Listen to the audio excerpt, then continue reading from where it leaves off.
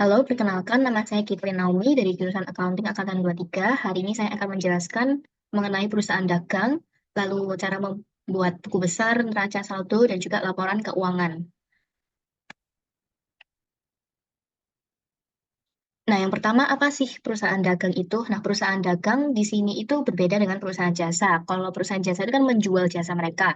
Sedangkan perusahaan dagang ini kegiatan usahanya itu menjual barang dagangan. Jadi, penjual itu membeli barang dagang untuk dijual kembali. Dan pendapatan pokok yang dihasilkan itu adalah dari penjualan barang. Nah, kemudian modal utama bagi penjual itu adalah harga pokok barang dagang tersebut. Contohnya adalah toko alat tulis, toko sembako, seperti itu. Kemudian metode pencatatan bagi perusahaan dagang ini ada dua, yaitu periodik dan perpetual. Untuk yang metode pencatatan perpetual ini adalah metode pencatatan di mana setiap transaksi itu dicatat dengan secara detail dan terus-menerus. Sedangkan kalau yang periodik itu tidak sedetail perpetual dan setiap transaksi itu tidak dicatat secara detail. Kemudian ada akun-akun baru pada perusahaan dagang yang membedakan dengan perusahaan jasa. Di sini ada akun pembelian, retur pembelian, potongan pembelian, beban angkut pembelian, kemudian ada penjualan, retur penjualan, potongan penjualan, beban angkut penjualan, dan di sini yang sama ada utang dagang dan piutang dagang. Nah, akun-akun ini itu dibedakan dari sudut pandang pembeli ataupun penjual ataupun secara periodik dan juga perpetual. Nah, untuk periodik, akun-akun seperti pembelian, retur pembelian, potongan pembelian, dan beban angkut pembelian itu tetap sama. Sedangkan yang perpetual itu tergantung sudut pandang. Nah, untuk sudut pandang pembelian secara perpetual, pembelian, retur pembelian, potongan pembelian, dan beban angkut pembelian itu semuanya dijadikan persediaan barang dagang.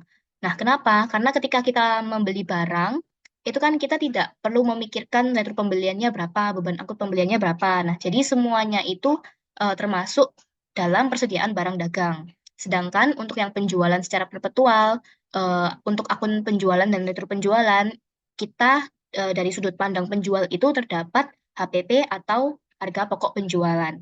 Kemudian ada yang namanya FOB destination dan juga FOB shipping point. Untuk yang FOB destination ini, pembeli itu membeli barang, namun yang menanggung ongkirnya itu penjual. Kemudian yang FOB shipping point itu adalah pembeli membeli barang, namun pembeli juga menanggung ongkir barang tersebut. Yang terakhir ada potongan harga dan syarat pembayaran. Potongan yang diperoleh karena pelunasan dilakukan sebelum jatuh tempo. Nah, contohnya itu ini 2 per 10. 2 di sini itu artinya itu diskon 2% dan 10 ini jika dibayar kurang dari 10 hari. Sebelum kita membuat jurnal buku besar, neraca saldo, dan juga laporan keuangan dari perusahaan dagang, sebelumnya kita harus membuat namanya COA atau chart of account.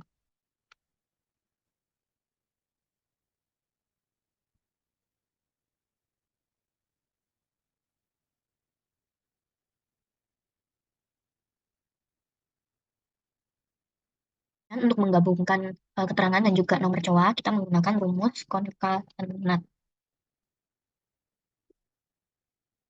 Kita menggabungkan ini menjadi tablisasi dan ini. Lalu kita tinggal drag saja.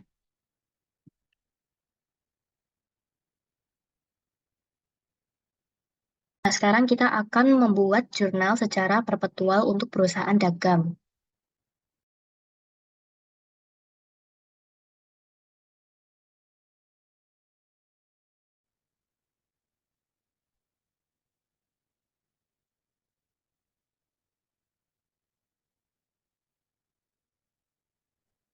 Di sini setelah dilakukan data validation akan muncul akun-akun.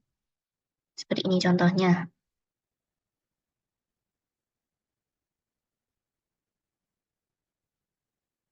Nah, untuk memunculkan kode chart of account dan juga akun full, kita menggunakan rumus. Untuk rumus lengkapnya sudah saya jelaskan di video saya yang pertama. Di sini kita menggunakan rumus if error.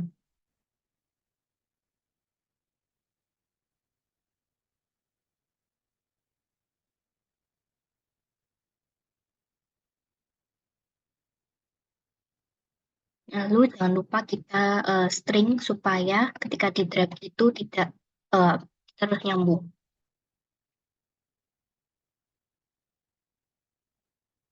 Lalu kita coba drag.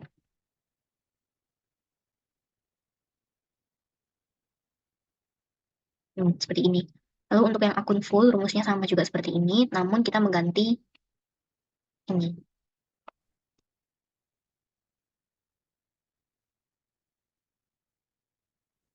Lalu kita drag ke bawah.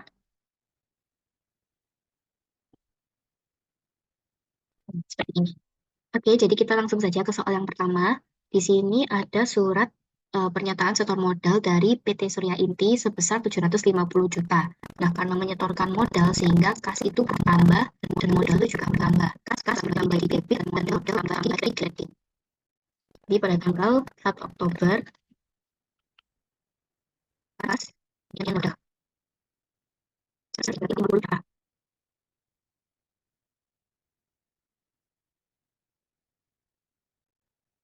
Nah, di sini kita juga memberikan keterangan bahwa terlihat itu menanam modal.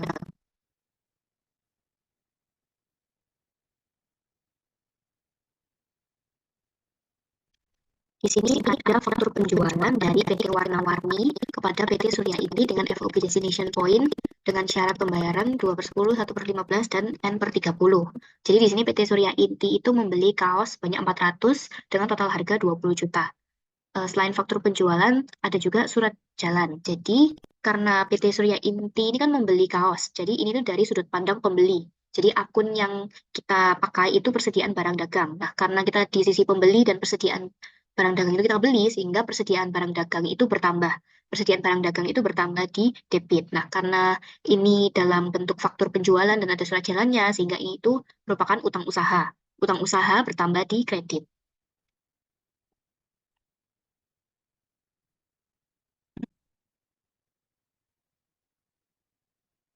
Sebesar 20 juta.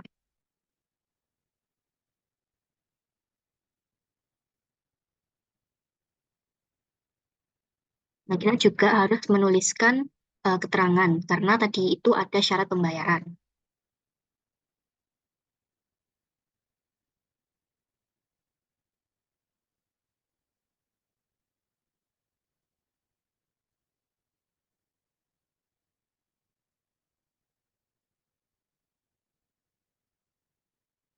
Kemudian kita ke soal berikutnya. Di sini ada retur pembelian dari PT Surya Inti kepada PT Warna-Warni. Jadi PT Surya Inti ini mengembalikan kaos sebanyak 10 seharga 500.000. Nah, di sini karena kita dari POV pembeli dan ada retur pembelian, sehingga utang usaha kita itu kan pastinya berkurang karena duit yang kita setor itu dikembalikan. Jadi utang usahanya itu berkurang, berkurangnya di debit. Kemudian persediaan barang dagang kita pun juga berkurang. Persediaan barang dagang kita berkurang di kredit.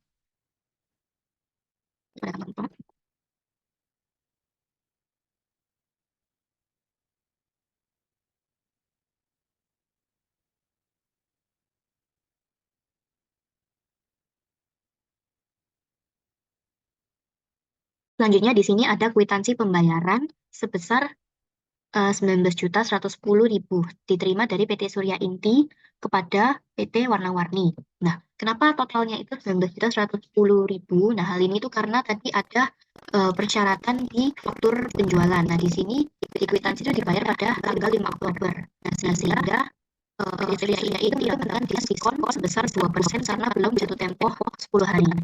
Kita juga tidak boleh lupa bahwa tadi itu PT Surya Inti melakukan retur pembelian. Jadi 20 juta dikurangi 500.000. Jadi di tanggal 5 ini, utang usaha yang dimiliki oleh PT Surya Inti adalah sebesar 20 juta dikurangi 500.000. Kemudian karena pelunasannya itu dilunasi sebelum jatuh tempo 10 hari, sehingga PT Surya Inti mendapatkan diskon 2%. Nah, di sini tidak, karena kita dari sudut pandang pembeli, sehingga akunnya itu dijadikan persediaan barang dagang. Potongan yang potongan yang didapatkan oleh PT Surya Inti adalah 19,5 juta dikali 2%, yaitu sebesar 390.000. Lalu di sini ada kas yang berkurang, yaitu 19,5 juta dikurangi 390.000. Lalu keterangannya, PT Surya Inti melakukan pelunasan kepada PT Warna-Warni.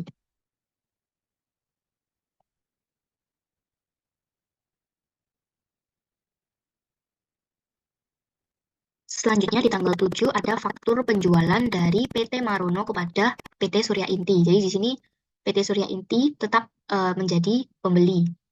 PT Surya Inti membeli kemeja dengan total harga 15 juta dengan syarat pembayaran FOB Destination Point dengan syarat pembayaran 3/5, 2/10, dan N/30. Terdapat juga surat jalan.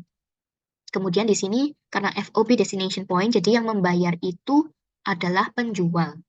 Nah, karena yang membayar penjual, jadi dari sisi pembeli atau PT Surya Inti itu tidak menanggung biaya ongkir sama sekali. Sehingga di jurnal ini kita tidak memasukkan biaya ongkir. Jadi di tanggal 2020, PT Surya Inti membeli kemeja sehingga persediaan barang dagang itu bertambah di debit, kemudian utang usaha juga bertambah di kredit.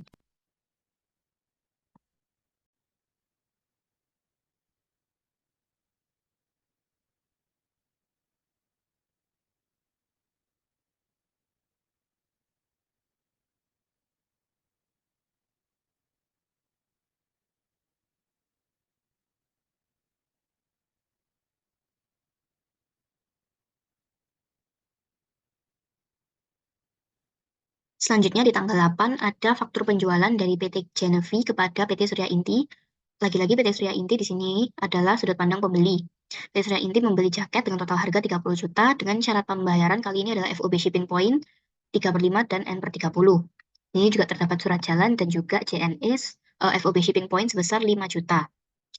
Nah, karena di sini FOB Shipping Point sehingga eh, biaya ongkir ini ditanggung oleh PT Surya Inti. Sehingga pada tanggal 8 karena dari sudut pandang pembeli sehingga akunnya itu adalah persediaan barang dagang. Persediaan barang dagang bertambah di debit sebesar tadi membeli kemeja dengan total harga 3 juta dan juga OPC poin sebesar 5 juta, jadi totalnya adalah 35 juta. Nah, namun di sini karena membeli kemeja dengan nota faktur penjualan dan juga ada surat jalan sehingga merupakan akun utang usaha. Sedangkan di sini ada resi JNE dan ongkirnya itu dibayar secara kas. Jadi akunnya adalah utang usaha bertambah di kredit sebesar 30 juta dan kas berkurang di kredit sebesar 5 juta.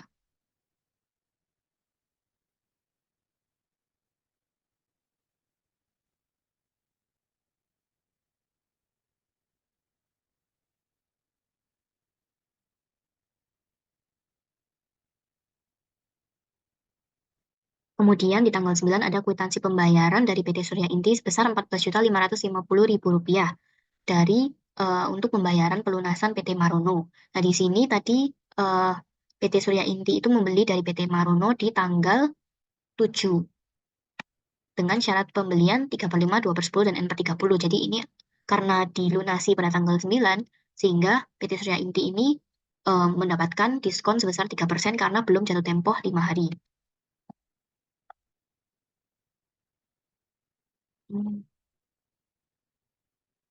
Sehingga utang usaha awalnya itu 15 juta dan berkurang di debit.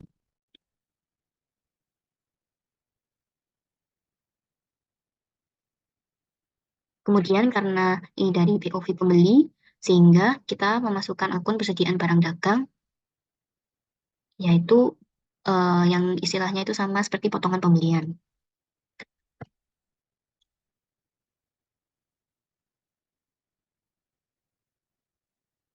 Kemudian kasnya berkurang.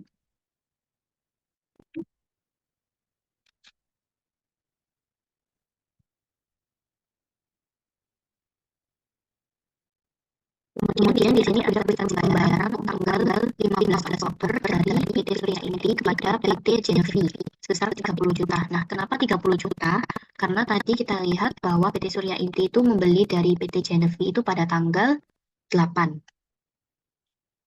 Nah, di sini syarat pembayaran dari PT Genevi itu 3/5 dan N/30. Nah, di sini karena sudah jatuh tempo lebih dari 5 hari, jadi kita pakai yang N/30. Di sini arti N/30 itu artinya tidak mendapatkan diskon dengan jatuh tempo 30 hari. Sehingga untuk tanggal 15, utang usaha berkurang di debit sebesar 30 juta dan kasnya juga berkurang di kredit sebesar 30 juta.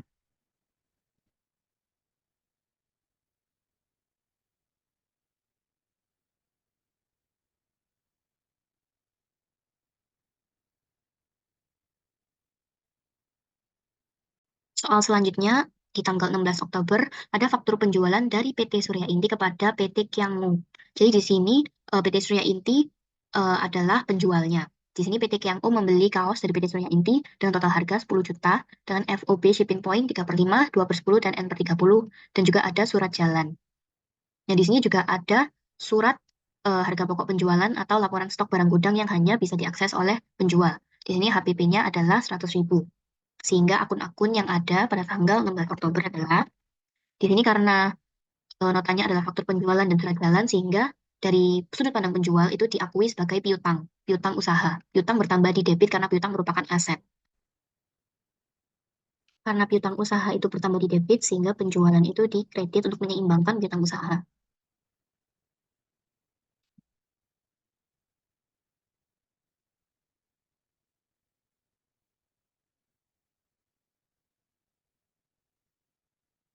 Kemudian tadi terdapat surat laporan stok, sehingga di sini karena kita dari sisi penjual harus ada yang namanya HPP.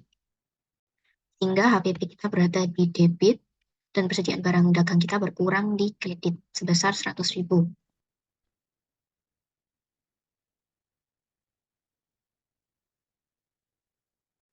Selanjutnya pada tanggal 17 ada retur penjualan. Di sini retur penjualan adalah PT Kiango mengembalikan kaos dengan total harga 500.000 kepada PT Surya Inti. Kemudian ada juga laporan stok barang dagang, barang dagang dengan harga pokok 500.000.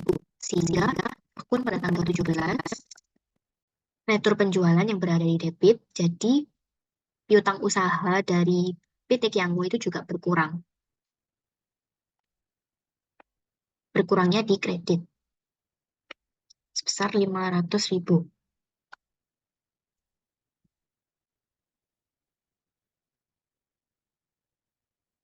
Kemudian persediaan barang dagang kita itu juga bertambah karena kan barangnya itu diretur, dikembalikan. Sehingga persediaan barang dagang kita itu bertambah di debit dan HPP-nya berada di kredit.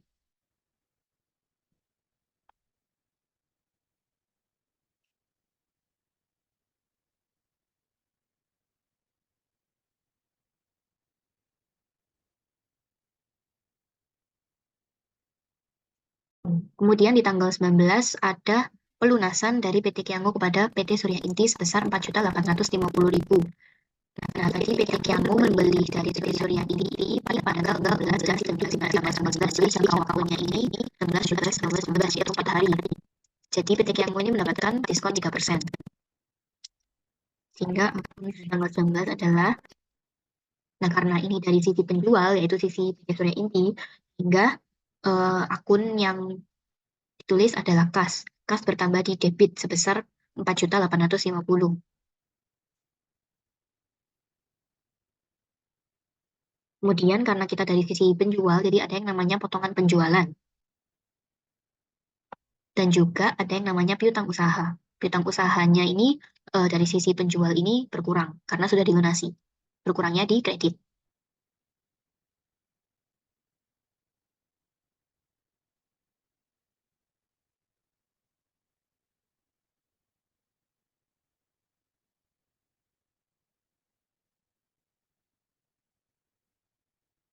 Di sini piutang usahanya sebesar 5 juta. Dan potongan penjualannya adalah 5 juta dikali 3%.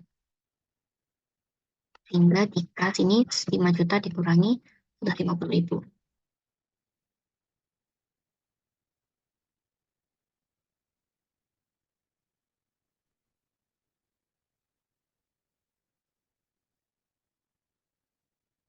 Kemudian pada tanggal 22 Oktober ada faktur penjualan dan surat jalan dari dari PT Surya Inti kepada PT Agung. Jadi di sini PT Agung membeli kemeja dengan total harga 12 juta dari PT Surya Inti dengan FOB Destination Point 2/5 dan N/30. Di sini juga terdapat resi JNE, FOB Destination Point. Di sini arti Destination Point adalah biaya ongkir ditanggung oleh penjual. Jadi di sini PT Surya Inti menanggung ongkir sebesar 500.000. Jadi akun pada tanggal 22, karena tadi PT Agung membeli dengan bukti nota faktur penjualan dan surat jalan, sehingga itu diartikan sebagai piutang. Piutang bertambah di debit.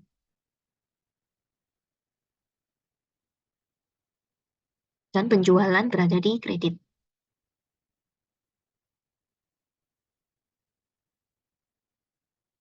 Selain itu, karena ongkir ditanggung oleh penjual, sehingga kita harus mencatat beban angkut transport yang bertambah di debit karena kita harus membayar beban tersebut secara tunai. Karena secara tunai, jadi kas berkurang-kurang kredit.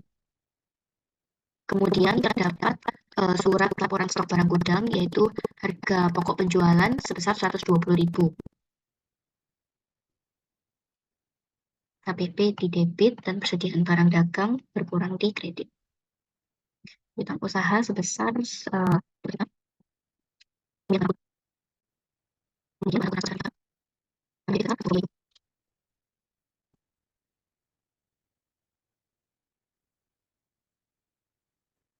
Kemudian pada tanggal 24 ada faktur penjualan dari PT Surya Inti kepada PT Cistra karena PT Cistra membeli jaket dengan total harga 2 juta dengan FOB shipping point 2/5, 1/10, dan N/30.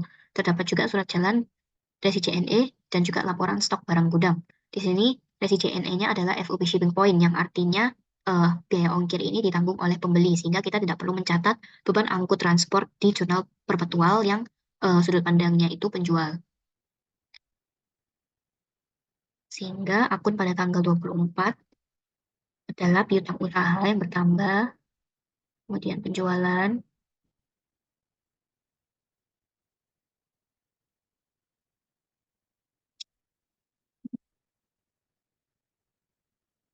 HPP, dan persediaan barang dagang.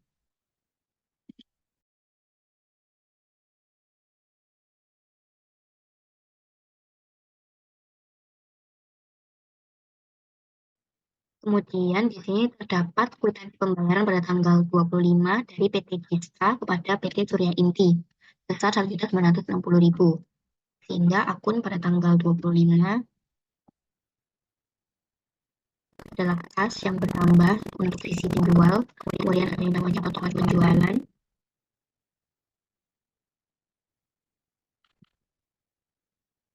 dan piutang usaha yang berkurang di kredit. Di sini PT Cistra membeli pada tanggal 24, jadi hanya dalam kurun waktu hari sudah dilunasi, sehingga PT Cistra ini mendapatkan diskon sebesar 2%. Piutang usahanya adalah 2 juta,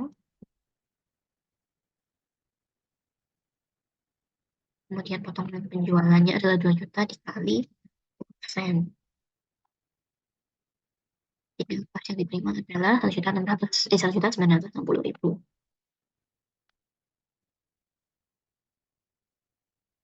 Dan pada tanggal 29 ada kwitansi pembayaran dari PT Agung pada PT Surya Inti sebanyak 12 juta.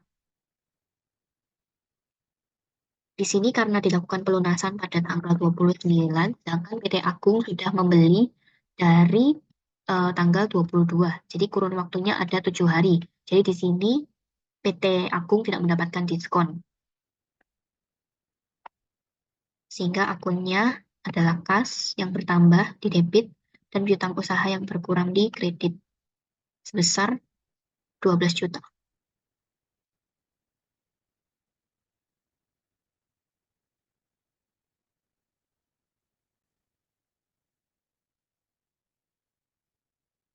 Kemudian yang terakhir pada tanggal 30 ada invoice dari Jaila pada pada ini, yaitu berupa kursi dengan total harga 1,5 juta dan juga ada kwitansi pembayaran dari PT Surya Inti sebesar 1,5 juta. Jadi pada akun pada tanggal 30 ini peralatannya bertambah untuk PT Surya Inti bertambahnya di debit dan melakukan pelunasan sehingga kasnya itu berkurang di kredit.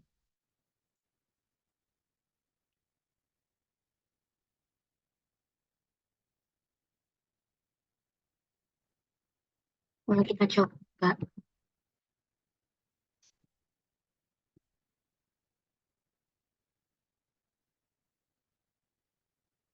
sekian dari jurnal perpetual untuk perusahaan dagang. Selanjutnya kita akan membuat buku besar dan neraca saldo.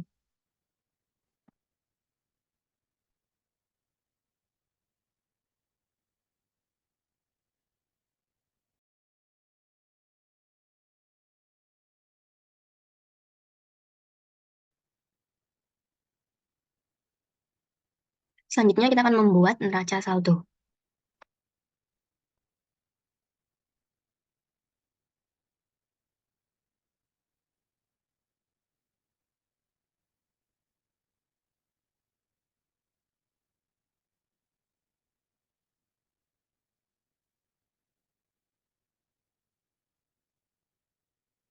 Selanjutnya, kita akan membuat laporan keuangan, ada laporan laba rugi, kemudian laporan laba ditahan, laporan posisi keuangan, dan juga laporan arus kas.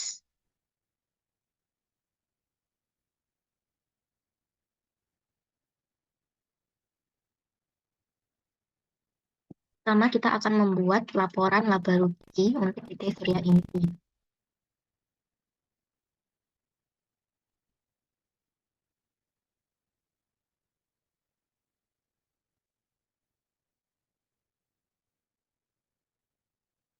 Di sini laporan laba rugi itu tujuannya untuk mengetahui pendapatan pengeluaran perusahaan dan juga serta kita itu dapat mengetahui perusahaan ini mengalami rugi atau laba.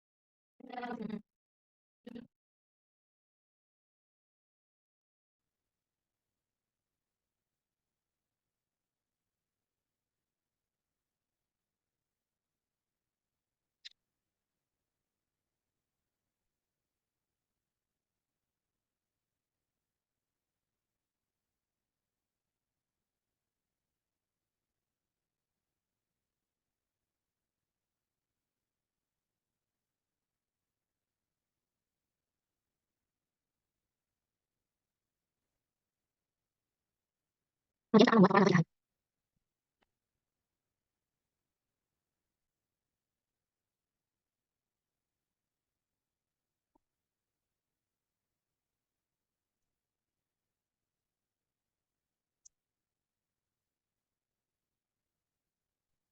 Selanjutnya kita akan membuat laporan posisi keuangan dan juga laporan arus kas. Untuk mempermudah, kita akan membuat sheets baru.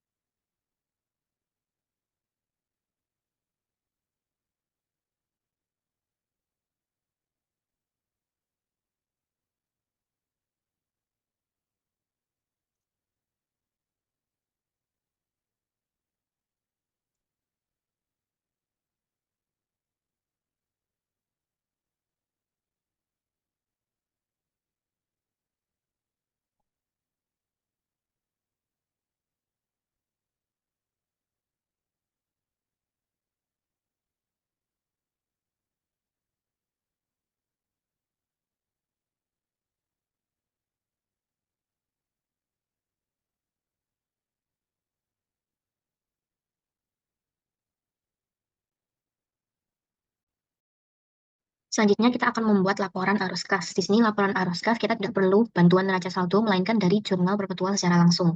Aktivitas operasi dari jurnal perpetual aktivitas operasi di sini itu merupakan aktivitas keluarnya arus kas untuk kegiatan sehari-hari. Di contohnya itu seperti membeli persediaan barang dagang, kemudian beban angkut transport, kemudian ada retro penjualan, penjualan, pelunasan piutang dan juga melunasi hutang.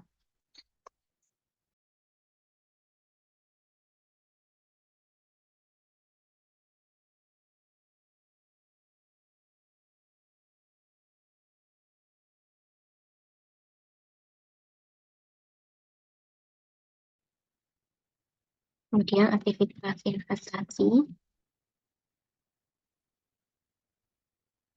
yaitu membeli peralatan.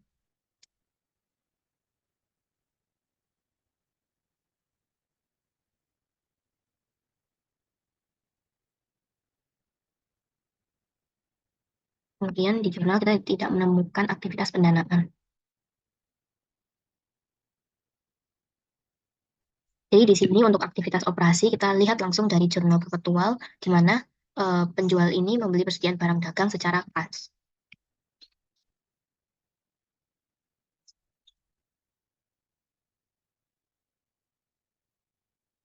Di sini kita minkan karena ini kan membeli, jadi uang kas kita itu berkurang.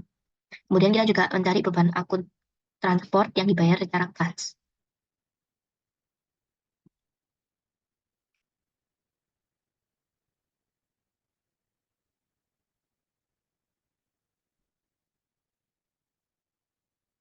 Kemudian metode penjualan, di sini tidak ada yang secara kas.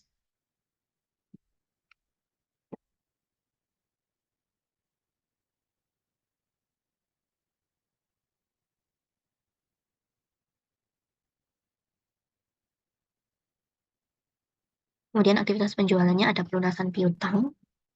Jadi kita mencari piutang yang dibayar secara kas.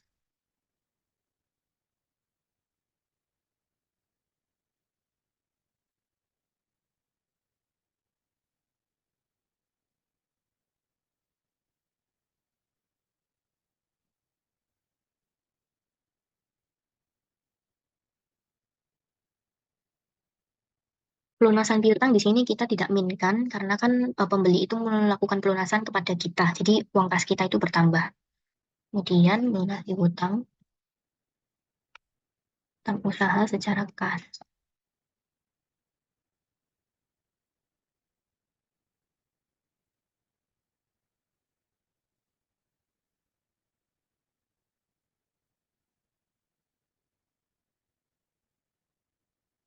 Kemudian membeli peralatan secara kas. Di sini tidak ada aktivitas pendanaan.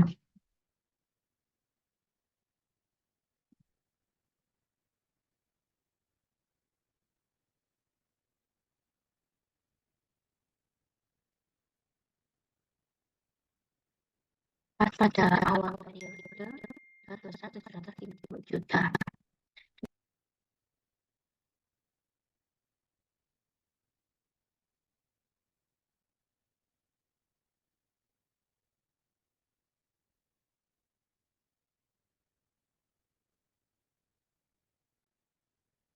Jadi kita sudah belajar cara membuat jurnal perpetual untuk perusahaan dagang, kemudian juga cara membuat buku besar dan neraca saldo, dan juga laporan laba rugi, laba ditahan, dan juga laporan posisi keuangan dan laporan arus kas. Kiranya semua ini dapat bermanfaat bagi kalian semua. Terima kasih.